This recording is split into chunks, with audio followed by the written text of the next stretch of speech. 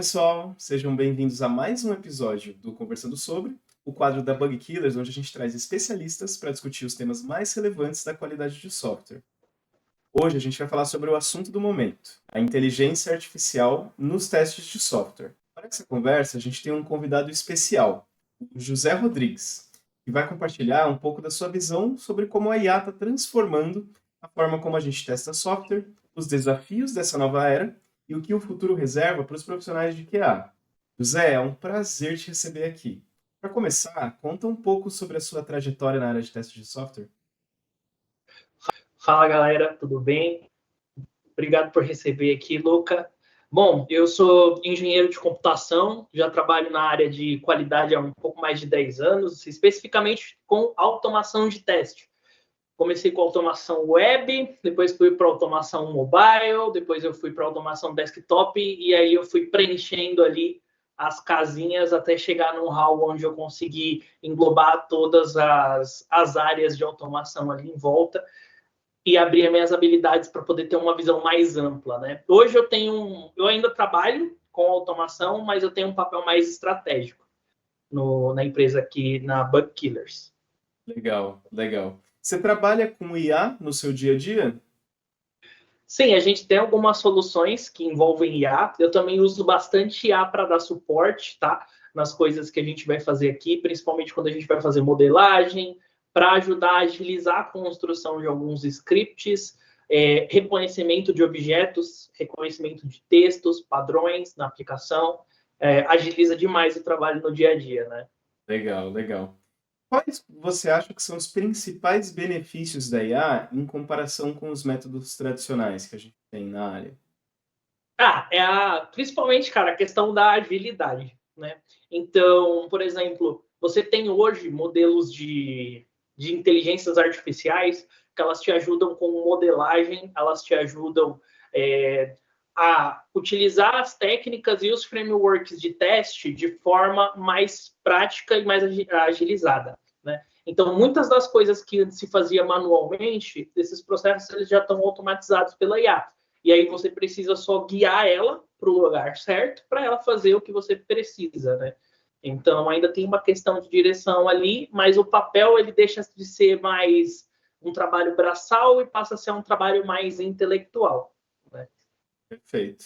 Você acha que a IA pode substituir os testadores humanos? Ou você acha que o papel vai ser mais complementar?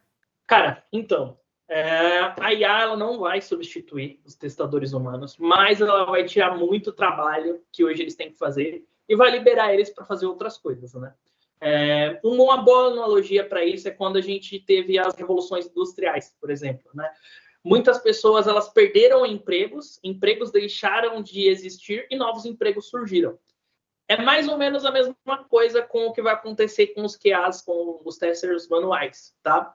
E com alguns da automação também. Quando eu lembro no início de carreira, quando eu chegava para fazer automação em algum lugar, eu nunca era bem recebido pelos QAs manuais, porque eles me viam como alguém que ia tirar o emprego deles, fazendo automação. Com o tempo, normalmente eles entendiam que não, eu não ia tirar o emprego de ninguém, eu só estava ali para ajudar com algumas tarefas que iam automatizadas e agilizar a vida deles, e ia liberar eles para fazer outras tarefas. A IA vai ser basicamente a mesma coisa. Então, a IA vai tirar muita coisa manual da mão deles, muita coisa vai ser agilizada, a produtividade tende a aumentar, e quem dominar essas tecnologias vai se diferenciar no mercado. Algumas pessoas normalmente vão ficar escanteadas, porque não vão conseguir dominar essas tecnologias, né? Mas a tendência é sempre de melhora, cara. A tendência é sempre de melhora. Legal. E agora também falando um pouco desse papel do testador, você acha que com a ascensão da IA, como a gente está vivendo hoje, como que vai ser o perfil ideal do profissional de QA nessa nova realidade? O perfil ideal vai ser um cara mais lógico, analítico e que consegue enxergar como ele pode transformar coisas diferentes em processos padronizados para ele poder ganhar agilidade com essa IA. Né? Então, muitas vezes, algumas coisas que ele faz que parecem que não tem muita conexão, elas têm uma conexão sim, e se você juntar isso, você consegue criar um processo e usar esse processo numa IA para te ajudar a ter mais produtividade. Esse perfil de cara mais analítico, de cara mais assertivo e que sabe utilizar as novas tecnologias que estão surgindo no mercado, ele vai ser o perfil que vai se destacar e vai ser o perfil que vai ganhar mais nos próximos anos aí. O conceito de Quality Engineering, ele vai substituir o QA tradicional? Conceitualmente não, né? O QA tradicional, ele tem uma visão muito mais voltada para o produto final, né? E para pegar erros e bugs no produto final. O Quality Engineer, ele seria um cara mais generalista, então ele estaria envolvido nos processos de qualidade já desde o começo. Ele estaria envolvido nos processos de desenvolvimento com qualidade, de um processo de desenvolvimento com qualidade e com performance. E ele estaria olhando para isso no processo todo, desde projeção de funcionalidade, pesquisa de mercado, entrega, e no final as coisas que podem dar mais erros e prejuízos lá na frente, né? Então, uma boa analogia seria como um engenheiro mesmo, né, de obra, sabe? Você não disse que o engenheiro de obra vai tirar o emprego do cara que pinta a parede, ou do cara que faz o reboco, ou do cara que levanta a parede. São funções diferentes, né? Eles atuam em momentos e em escopos diferentes de uma mesma obra, de um mesmo projeto. Vai ser a mesma coisa com o QA e os Quality Engineers, né? Eu acredito que os Quality Engineers eles vão ter mais peso do que eles têm hoje. É uma questão muito impactante, assim, que o mercado brasileiro ele acaba sempre estando alguns passos atrás do mercado americano. Hoje, no mercado americano, o Quality Engineer ele já tem um peso maior e o Quality Assurance ele já está ocupando mais as partes que o Quality Assurance normalmente deveria, de fato, ocupar, e antes ele precisava ficar fazendo essa ponte entre Quality Assurance e Quality Engineer, né? Porque ainda não tinha bem definido o papel do Quality Engineer.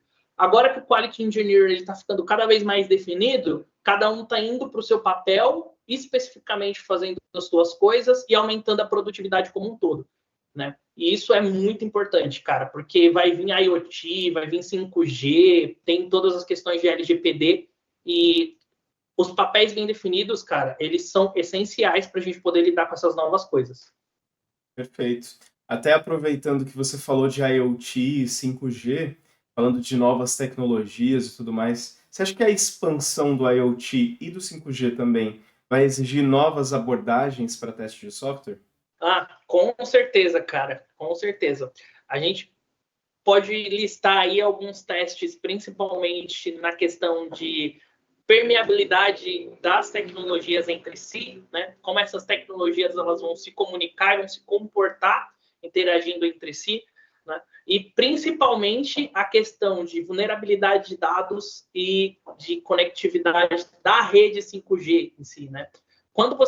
Só para contextualizar o pessoal, quando você tem redes de telefonia, elas funcionam em formatos de células hexagonais. O que seria isso, tá? Cada torre ela tem uma célula hexagonal que ela cobre de área. Quando você troca de uma área de hexágono para outra, você faz um switch de torre, tá? Quando você aumenta esses Gs das tecnologias, 2G, 3G, 4G, 5G, você diminui esse hexágono de raio de alcance. Então você precisa de mais torres ou de equipamentos com maior potência para você cobrir uma mesma área, tá? E aí entram os testes de cobertura, entram os testes de troca de torres, de manutenção da conectividade à medida que a pessoa ela se movimenta num lugar. E isso, quando a gente fala de São Paulo, Belo Horizonte, grandes capitais, não parece fazer muito sentido, né? Tem sinal de celular em todo canto. Mas quando você sai dessas grandes capitais, que você vai pegar uma rodovia, que você vai pegar uma estrada, ou vai para alguma cidade de interior, por exemplo, esses testes eles começam a ser muito importantes, porque é onde você vai precisar de celular para GPS, e esses testes de conectividade, esses testes de continuidade na rede, eles podem ser a diferença entre vida e morte, literalmente, tá? Então, vai mudar sim, vai abrir novas áreas, tá? Vai abrir novas áreas de teste. No campo, a gente já vê isso acontecendo. Tem muita gente que já trabalha com testes de IoT no campo, principalmente coisas envolvendo agro, envolvendo medições, ferramentas que eles utilizam no agro, mas isso está cada vez, conforme a gente coloca mais tecnologia no nosso dia a dia, isso está cada vez entrando mais e criando novas áreas para os QAs atuarem. Tá? Você acha também que o crescimento de aplicações baseadas em IA, como chatbots ou assistentes virtuais, você acha que muda a forma como a gente testa software? Com certeza, cara. Com certeza. O teste de chatbot, ele é um teste um pouco mais complicado. A gente utiliza, sim, algumas técnicas como caixa preta, outras técnicas que também são tradicionais, mas eles também têm umas técnicas próprias deles, né? Então, para a gente testar IA, você usa muito precisão, revocação, F1 score, matriz de confusão, log de loss, erro quadrático, por aí vai. Tá? É uma infinidade de coisas. Dependendo do que você estiver testando, tem técnicas e métodos diferentes. Tá?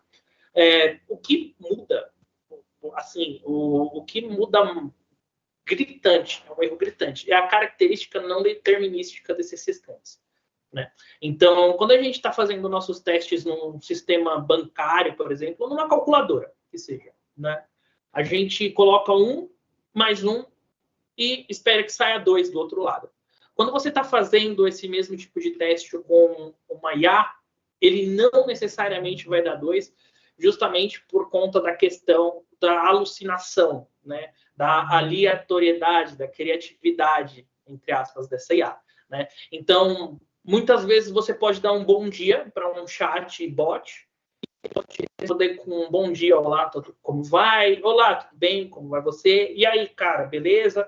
Depende muito de como esse chatbot vai estar configurado. Né?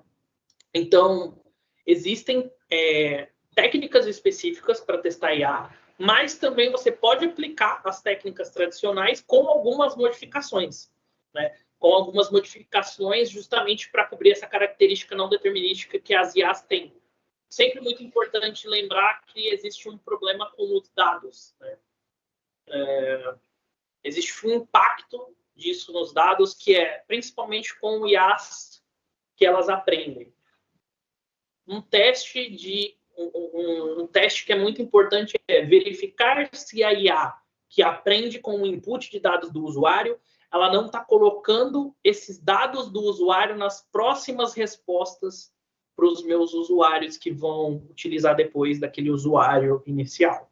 Né? E isso é muito importante porque acaba entrando na questão de LGPD. Né? Então, existe muita técnica, sim, e existe muita mudança de técnica para teste. Entendi. E também entrando nessa parte de LGPD, agora falando um pouco de segurança também, né?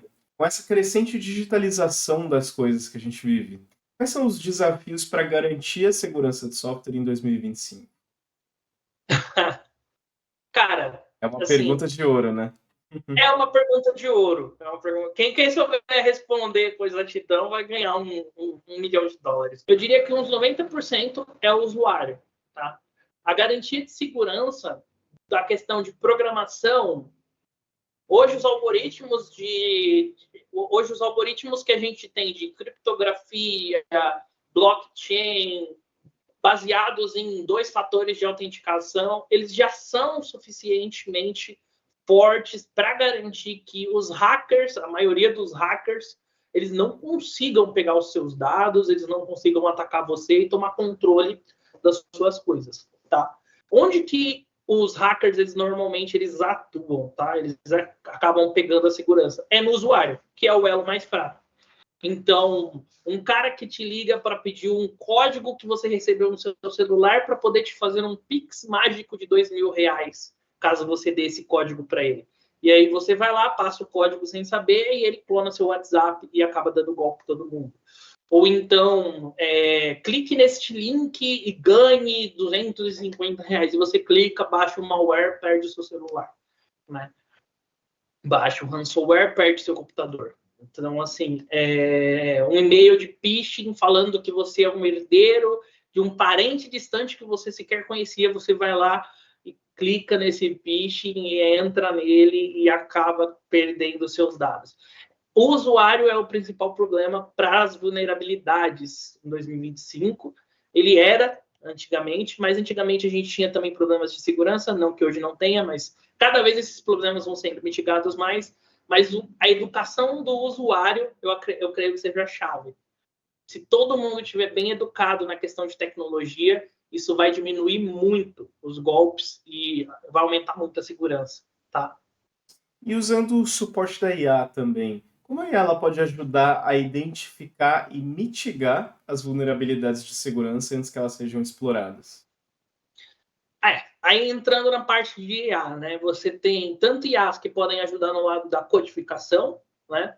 Então, pode ajudar o cara a verificar o código que ele está fazendo, se o código tem SQL injection, se o código ele tem problemas de overflow, se o código ele pode apresentar XSS, né?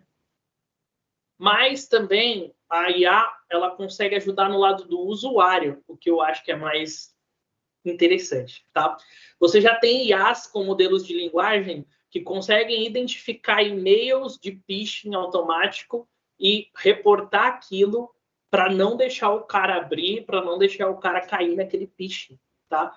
Você já tem modelos de IA, ferramentas baseadas em IA, que elas conseguem identificar malwares e spywares que você acaba baixando, adquirindo da sua máquina e impedir que esses vírus eles sejam ativados antes que você consiga ativá-los, né? Já tem essas ferramentas, elas já estão em uso, em teste no mercado, e elas visam mitigar o lado mais fraco, que é o lado do usuário.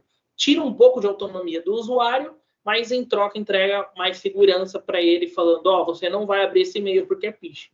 Você não vai abrir esse e-mail porque eu estou vendo que tem linguagem de phishing. Você não vai ativar essa ferramenta porque eu estou vendo que é um spyware, sabe?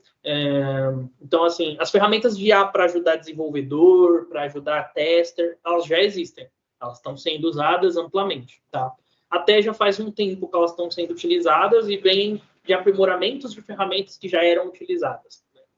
Mas eu acho que a grande sacada que está surgindo e que é o que vai realmente mudar o jogo da segurança, da segurança de software para os próximos anos é a IA sendo aplicada do lado do usuário para garantir a segurança. Qual você acha que é a responsabilidade das equipes de QA no cumprimento das políticas de proteção de dados? Até falando um pouco mais sobre essa parte de segurança ainda, né? Cara, uma coisa assim que eu vejo muito acontecendo, os QAs eles não admitem e provavelmente não vão admitir, tá? Mas assim, quando eles precisam testar alguma coisa, por exemplo, um aplicativo que exige CPF, e eles não conseguem utilizar um CPF que está sendo gerado por um script, um algoritmo de geração de CPF. Eles vão lá e colocam deles. Eu preciso de um documento, mas não estou conseguindo um documento fictício. Vai lá e coloca um documento deles. Isso, ou um documento de alguma base clonada de produção que estava em pré-prod. Isso é extremamente errado. Isso é extremamente errado. É sempre importante a gente utilizar dados fictícios, anonimizadores, tá? E dados mascarados para a gente poder controlar esses dados de serem vazados, porque o ambiente de teste é um ambiente altamente invasivo, né? Ele é muito fácil de ser invadido, né? E ele é muito fácil de ser vazado também. Qualquer um da tua equipe pode pegar aquela base de dados, clonar, como se ele fosse fazer um backup de SQL e levar para fora da empresa. Pegar aqueles dados na mão mesmo, sabe? Dar um comando em SQL na página do post, pegar aquela tabela e colocar dentro do Excel. Então, assim, e vazar esses dados, vender esses dados. Então, assim, utilizar o mínimo possível de dados clonados de produção na base de pré-prod.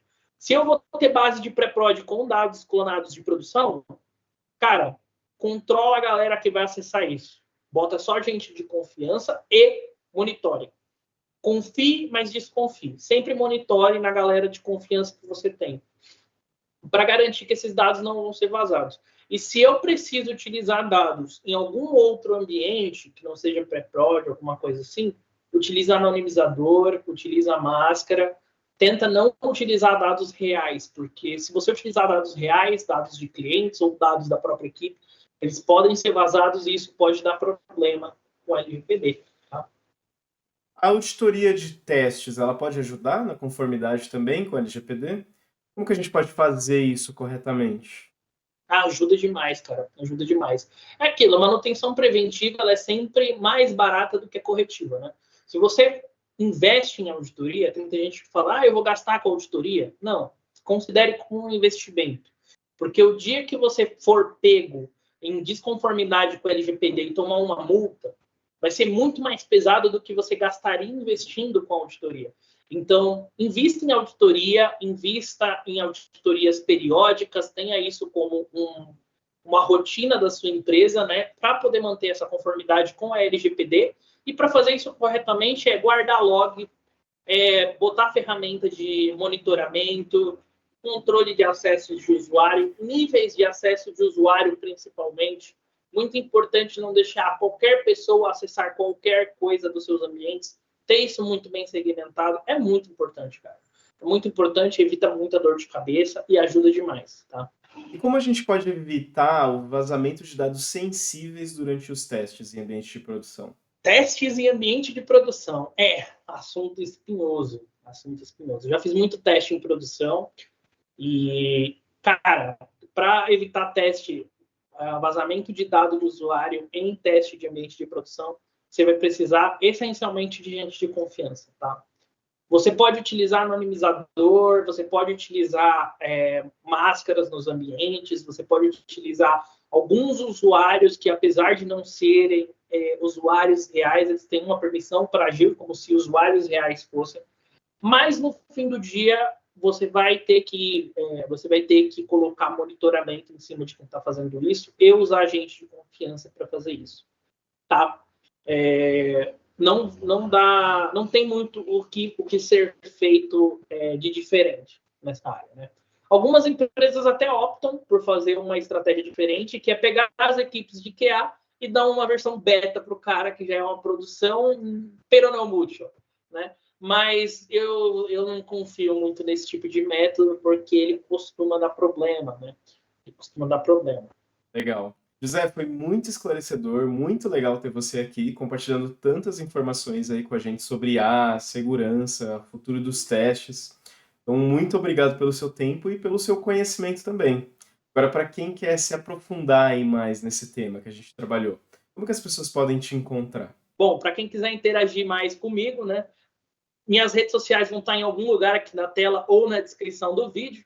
Eu vou pedir para o Luca colocar para vocês. Eu tenho o LinkedIn, Instagram e o X, onde eu consigo interagir mais com vocês. Vocês conseguem interagir mais comigo lá. Eu vou estar falando de tecnologia, de qualidade e algumas coisas do dia a dia do mundo de desenvolvimento e automação de teste de software, tá? Muito bom.